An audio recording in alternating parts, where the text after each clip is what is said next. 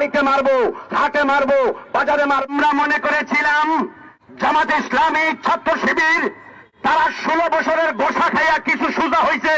এই আক্রমণকে আমরা মিলাতে পারি 1971-এর পাকিস্তানি বাহিনীর আক্রমণের মতো। এই লাল সবুজের পতাকা কেড়ে নিতে চেয়েছিল, আমাদের মুখের ভাষা, মায়ের ভাষা কেড়ে নিতে চেয়েছিল। ওদের ইসলাম এই দেশে চলবে না।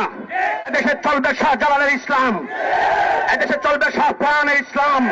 এখন নব্য যদি কোন সন্ত্রাসীর জন্ম হয়, সন্ত্রাসীরা যদি আমাদের তালামিজ কর্মী কি একটা মাদ্রাসার ছাত্র বা একটা কলেজ ইউনিভার্সিটির ছাত্রের উপর আক্রমণ করে, তাইলে জেনে রাখবেন তাদেরকেও আমরা যেখানে পাবো সেখানে শাস্তি করবো ইনশাআল্লাহ। যদি বাধা আসে তোমাদেরকে বাড়িতে প্রতিরোধ করা হবে, গ্রামে প্রতিরোধ করা হবে, তোমাদেরকে গ্রামের হাটে প্রতিরোধ করা হবে, তোমাদেরকে শহরে প্রতিরোধ করা হবে, তোমাদেরকে নগরে প্রতিরোধ করা হবে।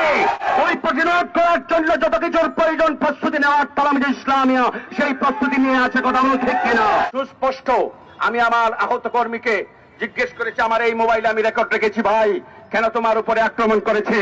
তখন আমার কর্মী ভাই আমাকে বলেছে, ভাই আমি একটি কমেন্ট করেছিলাম কুয়েট খুলনা প্রকৌশলী বিশ্ববিদ্যালয়ে একটি দুর্ঘটনার জন্য আমি একটি মন্তব্য করেছিলাম। ওই মন্তব্যের কারণে আমাকে রাত 12টার পরে আমার রুমে প্রথমে তারা নক করেছে, টোকা দিয়েছে, তারপরে ভিতরে 10-12 জন লোক আমাকে রড দিয়ে পিটিয়েছে। পরের দিন দেখি এই সত্যবাদী ইসলাম নামদারি রসইদন্তেশ্ব লয়াঘার্ম এই ইসলাম নামদারি এই বাইরা পরের দিন আবার নিউজ করছে যে এক মহিলাকে 2 জন প্রস্তাব করার কারণে 2 প্রেমিকের মধ্যে ভুল বুঝাবুঝি হয়ে হাতাহাতি হয়েছে। নাউজুবিল্লাহ খান, তোমরা এই দেশে ইসলাম প্রতিষ্ঠিত করতে চাও, এই দেশে ওরা ইসলাম প্রতিষ্ঠিত করতে পারবে না। ওদের ইসলাম এই দেশে চলবে না।